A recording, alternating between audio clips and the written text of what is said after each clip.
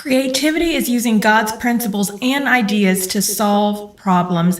And I was at my niece's graduation on, that was Monday. And as the students were going through and getting awards from the principal had used that to describe what creativity meant in order to give one of the kids an award. And I remember just sitting there and being like, oh my goodness, that is such a powerful description. And as you guys know, I've spoken about creativity a lot. It's a huge part of becoming a business owner. It's a huge part of, connecting with others and solving problems.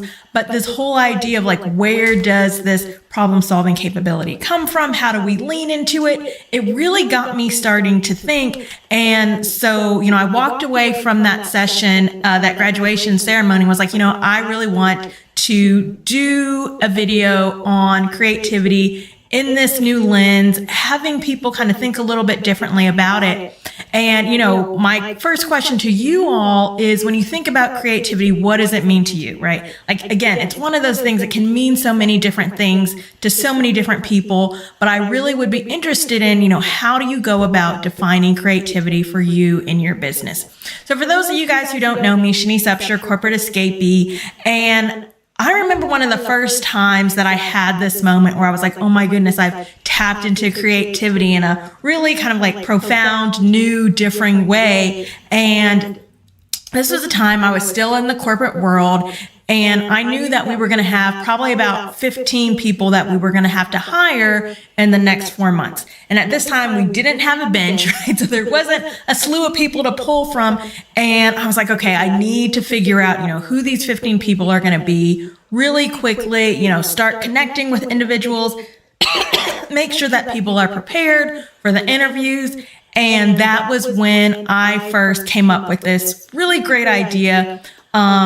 And in that, we worked with individuals from all over and really kind of prepped them for leadership. We got to expose them to new ideas, help them create examples of leadership. And at the same time, I got to understand their thought process, their mindset, who they were as individuals, all at the same time. So it helped them really, really grow. It helped them gain some really cool skills, and also allowed me to ascertain their skills, their talents, and what they brought to the table, and more than just that 30-minute time slot for interviews. So it's a win-win all the way around. And honestly, that program worked so well that we ended up using it for all of North America, right? So I used it because of a huge problem that I was facing, right? 15 new hires in 4 months, and hope that they did well. And I had it, I didn't have anybody on my bench, so to speak.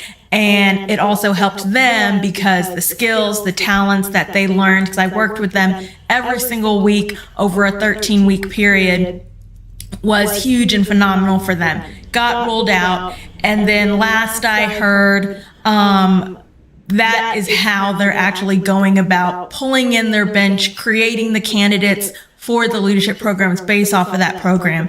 And, I was thinking about that, and I was like, wow, there were so many things that I tapped into, so many different principles that I tapped into when creating that program. Sorry, allergies in Tennessee are still horrible. So many different principles that I tapped into when I was creating that program, almost without even thinking about it, right? It wasn't me sitting down and saying okay, what are, the 5 principles that I want to make sure are aligned in this program? It was really me saying oh my goodness, I have this huge problem. It's coming down the pike super duper fast, and I have no idea how I'm going to navigate this. And so, when I think about it, the first part of that is those whole idea of principles and ideas. And so even in that, there's so many different things that people can look at, so many different things that it can mean. For some, it can be truth, integrity, service, stewardship, love, resilience, right? And for me, when I was creating this program, thinking back, some of the principles that I was leaning into was connectedness, right? How can I connect with these individuals? How can I serve these individuals? How can I see what they have to offer? And so when you're thinking about creating, what are some principles and some ideas that you feel yourself leaning into? What are the things that you want your offers, your solutions to be integrated in, to be a part of, to maybe even have at its core, so to speak. And here's the thing, like you don't have to be religious to see the power in these core values, right? Whether you're religious or not, it doesn't matter, right? There's something to be said about core values, about core ideas, about core principles. So I would encourage all of you guys to think about what are the core ideas and principles that you lean into, that you want to lean into, maybe that you're trying to figure out how to incorporate into some of the things that you do on an even grander scale. So when you think about it, okay, so we've got these core principles, we've got these ideas, how can we apply them? Whether it's something like, honesty, compassion, perseverance, whatever that looks like.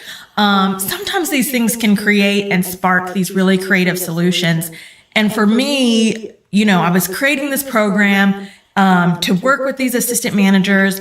And I've always said, in order to be an assistant manager, some type of leader, like you have to be a great student, right? Like you can't expect to go and teach and develop all of these people if you're not able to be taught and be developed as well. So part of that for me was like, I want to see what these people, not only can they coach others, but are they coachable as well? So that was a huge part of what permeated this entire program that I put out there. But maybe for you, it's okay, how do you create a business pivot based on integrity? Maybe it's how do you help a client, listen deeply? How do you help them find a solution that serves everybody? And maybe it's even something like, turning a setback into a new opportunity by focusing on growth and on gratitude. There's so many different ways that you can tie into some of these really amazing principles and create these awesome solutions. So again, I know I've talked about creativity before, but it just really struck me a little bit differently hearing it in those terms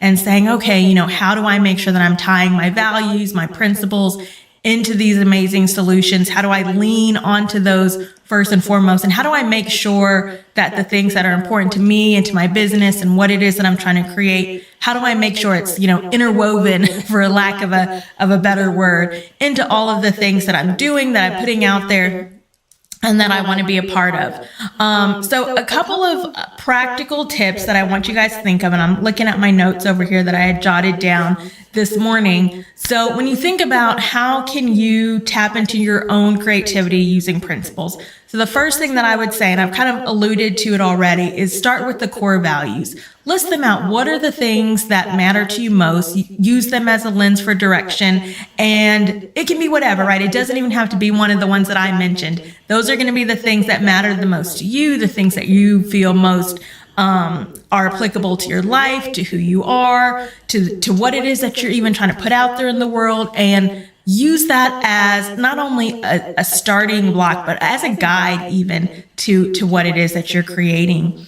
The second thing, and for those of you guys who've ever found yourself, whether the people who ask the best questions, and people who ask the best questions are small kids, right? Like I have a niece, love her dearly. She actually stayed with me for a month, and she would ask why for everything. I would say, hey, it's time for breakfast. Why?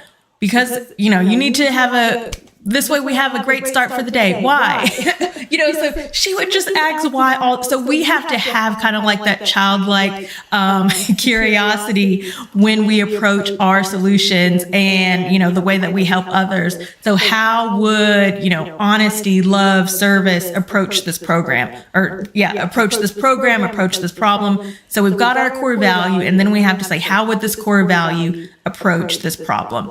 And ask why. Don't be afraid. Ask why again and again and again and again. Be like my little niece who asks me why on sometimes things that I'm like, why are you even asking me why? Like, of course, dinner's a good thing. She'll sit there and ask me why. So have that same kind of childlike mindset when it comes to the problems that you're facing, because that's when that magic really happens. And then the third thing in there is embrace constraints, right? Sometimes limitations spark the best idea. So in my scenario, I knew that I was going to have to do all of this hiring in 3 months without a bench in place. And so I didn't have the opportunity and the option to go do a million one-on-ones. I didn't have the ability to go and, speak to all of these other managers and see, who they would pick. Like, I just didn't have the time. I had a very, very short time frame. And so leaning into that short time frame and knowing that there was going to be this continual kind of every 3-month rotation on hiring 15 to 20 people forced me to create something that I could use not just once, but again and again and again and again. And then, like I said, it ended up getting picked up for all of North America. So don't be like, oh my goodness, we only have a week or we only have 2 weeks or whatever, a day. Lean into that. Sometimes some really great things can happen when you lean into instead of shy away from those constraints. And then the last thing here, stay open to inspiration. And ideas can come from anywhere: faith, nature, conversations. This idea came from a graduation ceremony, right? You never know where these moments can come from. So if you put yourself in a situation where like, oh, I only have, I sit down and I have my idea time between 8 and 9 a.m. in the morning, or I sit here with my pen and paper and I jot down my ideas, or I have, a Notion planner open and I jot down ideas at this time. You limit yourself to when all of this creativity, all of this inspiration can occur. So don't ever, ever, ever limit yourself. It comes in so many different shapes, form, and fashion, and lean into that. So, I really want to challenge you guys kind of as we wrap up today. What's one problem that you're facing now? Which principle could you apply to find a creative solution? Go ahead, share those stories, share those thoughts in the comments. I would love to hear from them. And again, when we think about those tips, start with your core values, ask better questions, embrace constraints, and stay open to inspiration. I am super, super excited to see how that benefits you guys in the future, the problems that you solve, the solutions that you create, leaning into creativity.